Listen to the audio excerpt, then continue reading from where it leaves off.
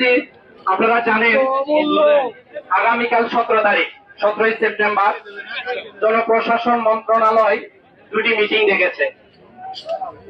তার মধ্যে গুরুত্বপূর্ণ যে মিটিংটি বিকেল বেলায় ডেকেছেন সেটি হচ্ছে যে ডিগ্রি প্রকৌশলী এবং ডিপ্লোমা প্রকৌশলীদের যে দাবিগুলো রয়েছে সেটি নিরসনের জন্য নিরপেক্ষ একটি কমিটি করেছে।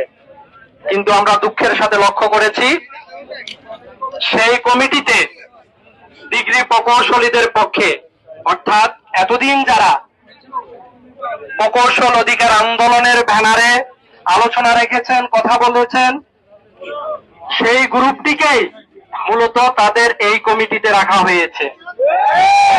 আমরা লক্ষ্য করেছিলাম এই নিরপেক্ষ কমিটিতে ডিগ্রি প্রকৌশলীদের পক্ষ থেকে 17 জন এবং ডিপ্লোমা প্রকৌশলীদের পক্ষ থেকে মাত্র 5 জনের একটি প্রতিনিধি পাঠানো হচ্ছে। আমরা মানি না।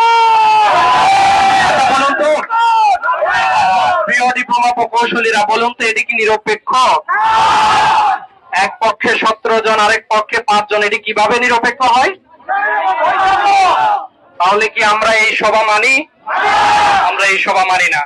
আমরা গতকালকেই অলরেডি এই সভা আমরা বয়কট করেছি। আজকের এই প্রোগ্রাম থেকে আমরা অলরেডি আমাদের পূর্ববর্তী বক্তারা বয়কট করেছে, আমিও বয়কট করছি। সুপ্রিয় উপস্থিতি, আজকে আমাদের এটি প্রধান কর্মসূচি নয়। আমরা তাদেরকে দৃষ্টি আকর্ষণ করছি যে হচ্ছে এখনো সময় আছে যে এই কমিটিকে বাতিল করে একটি নিরপেক্ষ কমিটি করা হোক। সুপ্রিয় উপস্থিতি, সংগ্রামী সহযোদ্ধারা, যদি এই কমিটি বিলুপ্ত না করে একটি নিরপেক্ষ কমিটি না করা হয় তাহলে আমরা পরবর্তীতে আরো কঠিন কর্মসূচি দিতে বাধ্য হব। এখনো সময় আছে। আমরা আগামীকালকে যে কর্মসূচি নিয়েছি, যদি এই কমিটি যদি বাতিল হয় তাহলে আমরা ভেবে দেখব, আর যদি কমিটি বাতিল না হয় আমরা আমাদের আগামীকালকের কর্মসূচি সফল করবে ইনশাআল্লাহ। আমরা স্বতঃস্ফূর্তভাবে আগামীকালকের কর্মসূচিতে অংশগ্রহণ করব তো ইনশাআল্লাহ। সবার প্রতি এই উদারতা আহ্বান জানিয়ে আমি আমার কথা শেষ করছি। সকলকে ধন্যবাদ। আসসালামু আলাইকুম ওয়া রাহমাতুল্লাহ।